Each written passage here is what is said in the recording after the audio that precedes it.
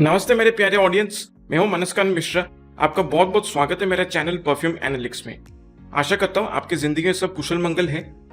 सर्दियों का मौसम आ चुका है। ज्यादातर ठंडे क्लाइमेट्स में इस तरीके के परफ्यूम्स यूज करना चाहिए जिनमें वजनदार नोट्स हों, जैसे कि वुडी, स्पाइसी, गोurmandish, एनिमलिक, स्मोकी, इंसेंसी। ऐसे जितने भी हेवियर नोट्स होते हैं परफ्यूम में, वैसे परफ्यूम्स को इस्तेमाल करना चाहिए, क्योंकि सर्दियों के मौसम में ऐसे परफ्यूम्स बहुत ही अच्छी तरीके से अपना कमाल दिखा सकते हैं। तो इन्हीं बातों को मद्देनजर रखते हुए आज के पेशगी में मैं आपके लिए दो ऐसे परफ्यूम्स लेके आया हूं जिनका खुशबू ना सिर्फ मस्त और जबरदस्त है, बल्कि इनका परफॉर्मेंस भी बिल्कुल धमाकेदार है। जी हाँ, मैं बात कर रहा हूं हेवन डफ्ट के दो परफ्यूम्स के बारे में, जो है कैंडी लेदर और उनका one of the recent releases tonka tobacco. अब कैंडी लेदर ऑलरेडी एक काफी पॉपुलर, काफी हाइप परफ्यूम है हेवन डफ्ट की तरफ से। वैसे भी हेवन डफ्ट बहुत ही अच्छे अच्छे परफ्यूम्स बनाते हैं, बहुत ही बढ़िया लगते हैं मुझे उनके ब्लेंड्स, काफी रिफाइंड फील होता है। और प्राइस भी देखा जाए तो 50 ml के हिसाब से मुझे रीजनेबल लगता है, बजट फ्रेंडली लगता है। सो एज यूजुअल इस वीडियो में बात करेंगे दोनों परफ्यूम्स के बारे में, खुशबू, परफॉर्मेंस, उनका इस्तेमाल, क्या ये किसी महंगे डिजाइनर या नीश परफ्यूम के क्लोन्स हैं, दाम के हिसाब से इनको खरीदना क्या एक सही ऑप्शन हो गया या नहीं, हर चीज के बारे में बात करेंगे। अंत में अगर आपको वीडियो अच्छा लगता है तो कृपया इस वीडियो को लाइक और शेयर जरूर कर दीजिए। साथ ही साथ अपना प्यार और आशीर्वाद मुझ पर बनाए रखने के लिए कृपया मेरे चैनल को सब्सक्राइब कर दीजिए, ताकि मुझे भी आगे चल के ऐसे परफ्यूम रिलेटेड कंटेंट बनाने के लिए मोटिवेशन मिलता रहे। तो सबसे पहले बात करते हैं हेवन डफ्ट कैंडी लेदर परफ्यूम के बारे में। जैसे कि आप देख सकते हैं, ये एक 50 ml बॉटल है। इसका ऑ द परफा कॉन्सेंट्रेशन है, बहुत ही सिंपल प्रेजेंटेशन है। इवन इसका जो एटमाइजर है वो भी काफी डिसेंट है, बहुत ही बढ़िया थ्रो है इसका। ये 50 ml बॉटल का जो प्राइस है वो आपको हेवन डफ्ट के वेबसाइट पे आसानी से 850 रुपए में मिल जाएगा, और कभी कभार वो डिस्काउंट वगैरह भी रन करते हैं, तो उस टाइम पे आपको ये 50 ml बॉटल लगभग 650 से 700 रुपए में बहुत ही आसानी से मिल सकता है। तो सबसे पहले इनका खुशबू के बारे में अगर बात किया जाए तो ये एक सिट्रसी, फ्लोरल, थोड़ा स्वीट, फ्रूटी, स्मोकी, लेदरी और वुडी किस्म का खुशबू है। जब इसे स्प्रे करेंगे तो इसका ओपनिंग में एक बहुत ही खूबसूरत सा सिट्रसी फ्लोरल कॉम्बिनेशन आपको महसूस होगा बर्गमोट और रोज की वजह से। अब बर्गमोट का जो एक बिटर सिट्रसी नोट है वो काफी शार्प है यहाँ पर, और उसकी वजह से जो ओपनिंग है वो काफी रिफ्रेशिंग महसूस होता है। और इसके साथ साथ गुलाब का जो खुशबू यहाँ पर यूज किया गया है वो एक typical freshly cut, freshly watered red rose का जो खुशबू होता है, जिसमें एक काफी फ्लोरल, क्लीन, मिठास एक महसूस होता है। एग्जैक्टली वही रोज का खुशबू यहाँ पर प्रॉपरली पता चलता है। सो बहुत ही खूबसूरत सा एक सिट्रसी फ्लोरल कॉम्बिनेशन आपको इसका ओपनिंग में मिल जाएगा। और ये जो सिट्रसी फ्लोरल ओपनिंग है ये मुश्किल से 10 मिनट तक आपको महसूस हो सकता है।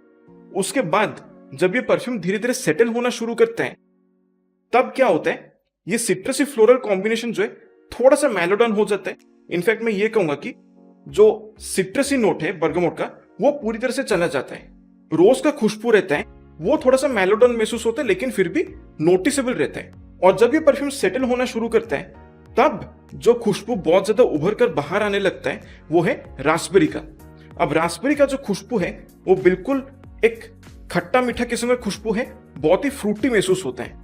और उसके साथ बहुत ही अच्छी तरीके से ब्लेंड किया गया एक सिंथेटिक ये रिफाइंड ऊद का खुशबू यहाँ पर महसूस होता है। ऊद का खुशबू इस तरीके से यूज किया गया है कि उसमें एक टिपिकल फ्रूटी नुएंस महसूस होते हैं, और साथ ही में कुछ स्मोकी, लेदरी नुएंसेस भी महसूस होते हैं। एकदम बहुत ही हल्का सा स्कैंकीनेस है इस ऊद में, लेकिन फिर भी एक लाइकेबल किस्म का खुशबू है। अब ये जो नोट्स अपने स्ट्रक्चर में मेंशन कर रहे हैं, खासकर इंसेंस और हनी के नोट्स का उन्होंने जिक्र किया है अपने नोट्स में। पर्सनली मैं कहूँ कि उतना ज्यादा मुझे ये दोनों नोट्स महसूस नहीं होता है इस परफ्यूम में। हनी का नोट को शायद यहाँ पर इस तरीके से यूज किया गया है ताकि ये परफ्यूम जो है ओवरऑल थोड़ा सा स्वीटनेस को कंट्रीब्यूट करता है और थोड़ा सा स्मूथ बनाता है इस परफ्यूम को। बाकी इंसेंस का जो खुशबू है वो एक टिपिकल मिला जुला सा खुशबू की तरह महसूस होता है। जो ऊद, रोज, रास्पबेरी का खुशबू यहाँ पर यूज किया गया है, उसके साथ इंसेंस का नोट को बहुत ही अच्छी तरीके से ब्लेंड किया गया है, जिसकी वजह से हल्का फुल्का सा एक इंसेंसी नोट बैकग्राउंड में महसूस हो सकता है। लेकिन अगेन मैं ये कहूंगा कि इंसेंस और हनी का जो नोट ये मेंशन करते हैं वो बहुत ही एक मुख्तलिफ खुशबू की तरह यहाँ पर महसूस नहीं होता है, बहुत ही प्रोमिनेंट खुशबू नहीं है। अब जब ये परफ्यूम पूरी तरह से अपने ड्राई डाउन में जाना शुरू करता है तब ये जो ऊद, रास्पबेरी और रोज का जो खुशबू है वो काफी हद तक मेलोडन हो जाता है और फिर एक जो प्रॉपर वुडी लेदरी वाइब जो इस परफ्यूम से महसूस होता है वो एकदम डोमिनेंट हो जाता है। अब यहाँ पर जो वुडी लेदरी कॉम्बिनेशन जो बिठाया गया है वो आप यूं समझिए कि उसमें कुछ स्कैंकीनेस महसूस होता है, थोड़ा सा एनिमलिक लेदर यहाँ पर महसूस होते हैं, लेकिन इसके साथ साथ जो सबसे इंपॉर्टेंट बात यह है कि यहां पर लेदर का जो खुशबू यूज किया गया है उसमें मुझे काफी हद तक एक पेट्रोलियम जैसा खुशबू यहां पर महसूस होता है, जो कि आप अमूमन जो पेट्रोल टैंक्स में आप महसूस करते हैं जब गाड़ी रिफिल होता है तब जो पेट्रोल का जो फ्यूम महसूस होता है ना पेट्रोलियम टैंक्स पे, उस टाइप का खुशबू यहाँ पर मुझे थोड़ा सा महसूस होता है इधर। मतलब बहुत ही हल्का सा एक पेट्रोलियम जैसा वाइब यहाँ पर महसूस होता है। सो ऑल इन ऑल मैं ये कहूंगा कि ये एक बहुत ही रिच, वार्म, लग्जरियस और बोल्ड किस्म का परफ्यूम है, मास प्लीजिंग बिल्कुल नहीं है। सो अगर आपको लेदरी, थोड़ा सा फ्रूटी, स्मोकी, रोज बेस्ड खुशबू आपको पसंद आता है तो ही आप इस परफ्यूम को कंसिडर कर सकते हैं। लेकिन ब्लेंड बहुत ही अच्छा है, इंग्रेडिएंट्स की क्वालिटी मुझे काफी अच्छा लगता है यहाँ पर और सभी इंग्रेडिएंट्स को काफी अच्छे तरीके से बैलेंस किया गया है इधर। सो ऑल इन ऑल एक बहुत ही अच्छा खुशबू है। अब इसके कंपैरिजन के बारे में बात किया जाए तो ये मुझे बहुत ही अच्छी तरीके से एक पॉपुलर डिजाइनर परफ्यूम के बारे में याद दिलाता है जो है Louis Vuitton's Ombre Nomade. Similarity की अगर बात किया जाए so this is like 75 to 80% similar with Louis Vuitton's Ombre Nomade. सबसे पहली बात तो ये है कि लुई विटन ओम्ब्रे नोमाद में जो ऊद का खुशबू यूज किया गया है वो इसके कंपैरिजन में थोड़ा और स्कैंकी महसूस होता है। उसके साथ साथ लुई विटन ओम्ब्रे नोमाद में एक और नुएंस बहुत ही प्रोमिनेंटली महसूस होता है, वो है एक टिपिकल ग्रासी अर्दीनेस। उसमें एक सूंधापन जैसा एक महसूस होता है जो कि इसमें बहुत ही क्लियरली मिसिंग है। और उसके साथ साथ एक और चीज लुई विटन ओम्ब्रे नोमाद में मैं नोटिस कर रहा हूं कि जो यहां पर पेट्रोलियम जैसा वाइब एक महसूस होता है, जैसा कि मैंने पहले कहा था, वो लुई विटन ओम्ब्रे नोमाद में काफी कम है। और सबसे बड़ी बात यह है कि इस परफ्यूम में दो नोट्स मुझे उतना खास महसूस नहीं होता है, जो है एम्बर और इंसेंस। और यही दो नोट्स लुई विटन ओम्ब्रे नोमाद में बहुत ही प्रोमिनेंटली, बहुत ही डिस्टिंक्टिवली पता चलता है। सो ये कुछ सिग्निफिकेंट डिफरेंसेस हैं लुई विटन ओम्ब्रे नोमाद और हेवन ड्राफ्ट कैंडी लेदर के बीच।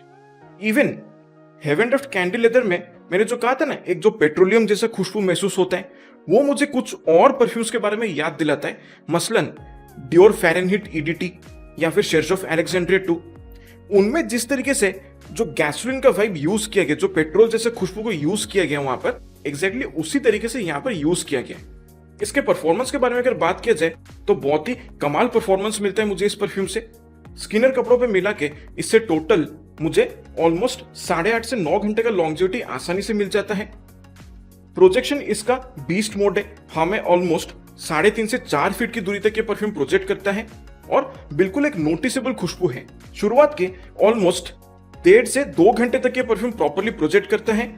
अगर आप इनका रिकमेंडेड स्प्रे रूटीन फॉलो करेंगे, दैट इज 13 स्प्रेस जो ये अपने वेबसाइट पे रिकमेंड करते हैं, तो इनका प्रोजेक्शन ऑलमोस्ट 2 से 2.5 घंटे तक भी आपको महसूस हो सकता है। जब आप चलते हुए जाएंगे तो इसका एक बहुत ही डिसेंट सियाज रहता है।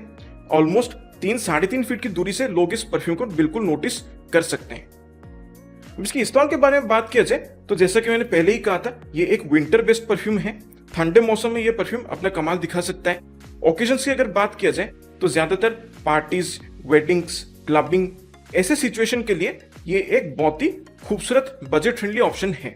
इसका जिस तरीके का खुशबू है, जिस तरीके इसका ओवरऑल परफॉर्मेंस है, जो ओवरऑल क्वालिटी इस परफ्यूम का, मैं कहूँ कि दाम के हिसाब से ये एक बिल्कुल पैसा वसूल परफ्यूम है। बस गौरतलब की बात यह है कि आपको लेदर, फ्रूटी, स्मोकी, सिट्रसी, रोज बेस्ड खुशबू आपको पसंद आना चाहिए। तो तमाम बातों को मद्देनजर रखते हुए मैं इस परफ्यूम को रेट करूंगा 8 आउट ऑफ 10। सो ये है हेवन ड्राफ्ट का कैंडी लेदर। अब बात करते हैं इनका अगला परफ्यूम के बारे में, जो इनका one of the latest releases है, वो है टोंका टोबैको। इसका भी 50 ml बॉटल है, सेम प्रेजेंटेशन है। हेवन ड्राफ्ट के जितने भी बॉटल्स होते हैं उनका ऑलमोस्ट सिमिलर प्रेजेंटेशन है। स्प्रेयर भी काफी खूबसूरत है और इसका भी ऑधे परफा कॉन्सेंट्रेशन है। ये 50 ml बॉटल का जो प्राइस है वो आपको उनके वेबसाइट पे लगभग 900 रुपए में मिल सकता है, या फिर डिस्काउंट वगैरह अगर वो चलाते हैं तो उस टाइम पे आपको यही 50 ml बॉटल लगभग 700-750 रुपए के प्राइस रेंज में बहुत ही इजीली मिल जाएगा। इसकी खुशबू के बारे में अगर बात किया जाए तो ये एक वार्म स्पाइसी, स्वीट, स्मोकी, चॉकलेटी, हल्का पाउडरी, थोड़ा अर्दी, हल्का मस्की और वुडी किस्म का खुशबू है। जब आप इसे स्प्रे करेंगे तो इनिशियल 20-25 सेकंड का जो पीरियड होता है उसमें बहुत ही शार्प अल्कोहल ब्लास्ट महसूस होता है, काफी तेज अल्कोहल ब्लास्ट है और लिटरली वो सर पे चढ़ जाता है। जब आप इसको स्मेल करेंगे, इसका सबसे पहला खुशबू आपको पता चलेगा वो है वेट टोबैको लीव्स का। अब वेट टोबैको लीव्स का जो खुशबू है वो थोड़ा सा स्मोकी है और उसमें हल्का फुल्का हर्बल और अर्दी नुएंसेस महसूस होते हैं। इसके साथ साथ बहुत ही खूबसूरत तरीके से ब्लेंड किया गया क्लव यानी कि लौंग का खुशबू को बहुत ही अच्छी तरीके से फ्यूज किया गया है वेट टोबैको लीव्स के खुशबू के साथ, जिसकी वजह से एक बहुत ही शार्प वार्म स्पाइसी खुशबू इस परफ्यूम में इंट्रोड्यूस हो जाता है। इसके साथ साथ बैकग्राउंड में एक फ्रेशली कट जिंजर का जो खुशबू होता है ना, जब अदरक को कूट के उसका रस जो आप पीते हैं तो जो टेस्ट आपको गले में महसूस होता है एग्जैक्टली वही खुशबू यहां पर बैकग्राउंड में महसूस होता है। एक हल्का सा शार्प जिंजरी खुशबू इसके बैकग्राउंड में पता चलता है। सो जो ओवरऑल ओपनिंग का जो खुशबू है वो हल्का अर्दी, स्मोकी, शार्प और वार्म स्पाइसी किस्म का खुशबू है। अब ये जो ओपनिंग नोट्स का जितना भी कॉम्बिनेशन मैंने बताया वो आपको लगभग 15 से 20 मिनट तक महसूस होगा प्रॉपरली। फिर जब ये परफ्यूम धीरे धीरे सेटल करना शुरू करता है तब ये जिंजर का जो खुशबू है वो पूरी तरह से गायब हो जाता है। उसके बाद टोबैको और क्लव का जो कॉम्बिनेशन बचता है वो काफी हद तक मेलो डाउन हो जाता है, लेकिन फिर भी नोटिसेबल रहता है। और फिर जो खुशबू ज्यादातर उभर कर बाहर आना शुरू करता है वो एक टिपिकल मिला जुला खुशबू है जो काफी चॉकलेटी, वनिलिक, हल्का पाउडरी और स्वीट स्पाइसी किस्म का खुशबू है। अब ये जो खुशबू का कॉम्बिनेशन महसूस होता है ये बेसिकली 4 नोट्स की वजह से है: ककाओ, टोंका बीन, प्रालिन और एम्बर। अब ये चारों नोट्स को बहुत ही अच्छी तरीके से बैलेंस और ब्लेंड किया गया है, लेकिन फिर भी मैं कहूंगा कि जो ककाओ का जो चॉकलेटी खुशबू है और टोंका बीन का जो एक स्वीट स्पाइसी, थोड़ा सा आलमंडिश, वनीला किस्म का जो खुशबू है, ये दोनों बहुत ही प्रोमिनेंटली डिस्टिंग्विश किया जा सकता है। लेकिन प्रालिन और एम्बर का जो खुशबू है वो इजिली डिस्टिंग्विशेबल नहीं है, उनको आसानी से डिटेक्ट नहीं कर सकते हैं यहाँ पर। सो ओवरऑल इन चारों नोट्स को बहुत ही अच्छी तरह से बैलेंस और ब्लेंड किया गया है। अब जब ये परफ्यूम पूरी तरह से अपने ड्राई डाउन में चला जाता है तब भी इन्हीं चारों नोट्स का कॉम्बिनेशन पता चलता है, लेकिन उसके साथ साथ थोड़ा सा और मस्की और वुडीनेस भी ऐड हो जाता है बैकग्राउंड में, जिसका कारण है मस्क और सैंडलवुड का कॉम्बिनेशन। और सैंडलवुड का नोट जो है वो यहाँ पर मुझे थोड़ा बहुत सिंथेटिक महसूस होता है, और मस्क का नोट भी जो यहाँ पर यूज किया गया वो भी एक बहुत ही क्लीन, ट्रांसपेरेंट किस्म का मस्क है। ओवरऑल मैं कहूँगा कि एक बहुत ही रिच, वार्म, लग्जरियस और सोफिस्टिकेटेड सा ब्लेंड है, लेकिन ओवरऑल एक रिलेटिवली सिंपलिस्टिक किस्म का खुशबू है। ज्यादा लेयर्स मुझे इसमें महसूस नहीं होता है। मोस्टली मुझे ये एक लीनियर परफ्यूम जैसा फील होता है। शुरुआत से लेके अंत तक, ओपनिंग से लेके ड्राई डाउन तक, इस परफ्यूम का जो ओवरऑल खुशबू है वो लगभग सेम रहता है।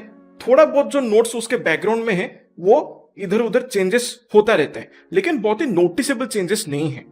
बस ओपनिंग में थोड़ा सा और शार्प, स्पाइसी और स्मोकी है, और जैसे ये ड्राई डाउन में जाना शुरू करता है तब ये थोड़ा और स्वीट बन जाता है।